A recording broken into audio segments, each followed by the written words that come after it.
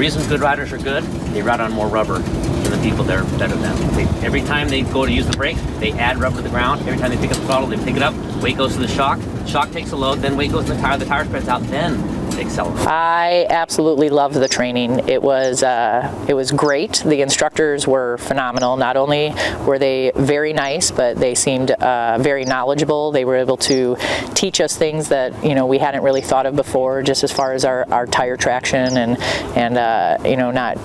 not stabbing our brakes, but to apply the brakes, let the pressure to the tire come, and then be able to brake into our turns and accelerate out. The training itself was fantastic. Like I said, that or at least I definitely pushed my limits for sure, and learned things that I hadn't learned before. Being on the bike, I've been riding since I was a young kid, and to get the instruction now, especially as an adult and using it in my career, to be able to ride fast, to be able to take those chances in a safe way, on the road, in and out of traffic, if we're using it for speed enforcement or for just riding around the city, that we're aware of our surroundings, and again, being able to do it quickly for sure, but safely as well.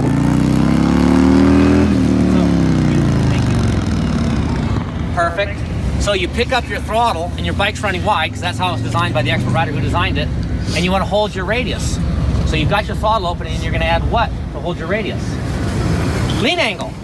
How many points of grip do we have? 100. All that crap works when you're going slow, because you're so far into the limit. Right? On a perfect day, right, September day, tires are warm, you've been out riding, you can pick up the throttle early and start the bike driving through the corner and add lean angle, because you're near 100 points of grip. But we don't teach it that way. We teach the training itself was an eye-opener. I tried to ask a couple of guys that had went the day before, and they said, you're using your front brake in turns, and I was like, I don't know about that. It's it's voodoo for us to use our front brakes going through curves and a lot of turning.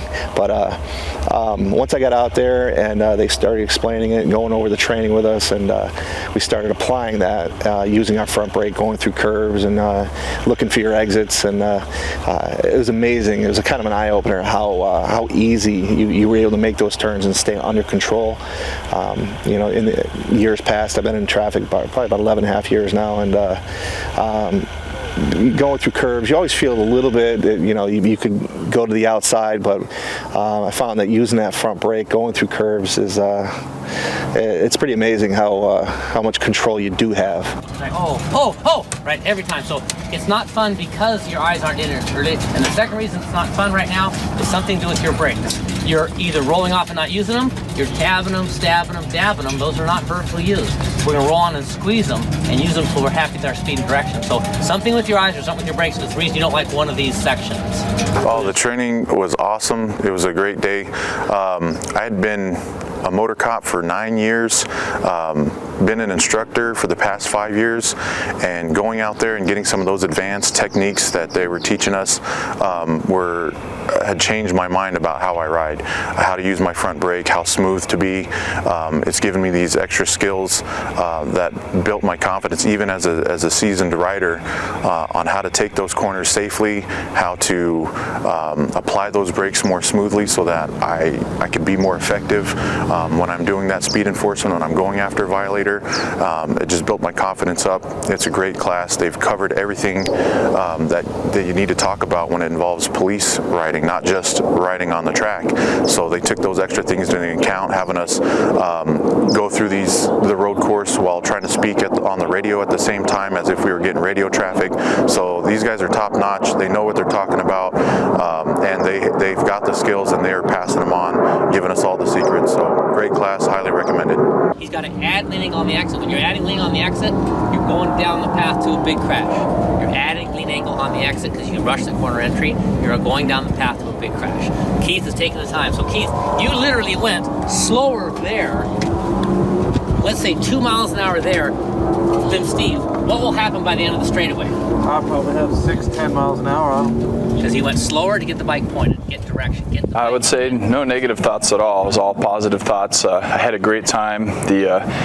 The instructors were very professional, very knowledgeable, had me think about a lot of things, you know, even as riding as motorcycles as long as I have been, thinking about like the 100 points of traction on the tires, really had me focusing on my vision, picking better lines in the corners, as well as using my front brake a lot more than I had been used to, you know, in the soft application, covering it with 2 fingers, applying it, and then keeping my vision up, picking better lines, and was able to, I think, ride that course a lot faster than I ever have been able to in the past. Even though we've ridden that course quite a few times with a lot of our motor skills, I'm feeling a lot higher level of confidence riding that particular motorcycle on that road course now. So here's the hint on the instructors. You turn your bike and you look in your mirror and you see your student pointed. You can give him to come on. If you look in, you see your student here. You can't give him to come on, right? Because that's he or she. Yeah. Let's say this. So you want to be proud of these 2 points. He's not there. So you look in your mirror. He's there. You just don't put your hand out. But if he's there, you want to accelerate. And the reason that we're accelerating, so you know, it has nothing to do with speed. Is that you need to realize the bike wants weight forward on the brakes to turn its best, and that's why you want to force your students to accelerate a little bit so they get a feel. You know, learning those tools, learning the ways to explain those things a little bit. I think when we incorporate that into our motor school, we'll be able to make our new operators on the motorcycle just a little bit better on that road course with some of the tips and the way they explained how to apply those things on the road course. The techniques on downshifting, let's all do it together. Roll off to the brakes with whatever fingers you do. That's step 1. You pull the clutch in, that's step 2. You move the transmission, that's step 3. That's all normal so far. Now, before you let the clutch out, add step 4, which is a short blip or rev of your throttle with your wrist or your elbow. Boom. And it's open and close. Boom. Now the RPM. Going into it, I was a little bit weary because I've been riding for the department for 12 years. Before that, I rode street bikes and started with dirt bikes as a teenager. So going into the class, I'm thinking, well, I went in with an open mind, but thinking, what are they really going to be able to teach me?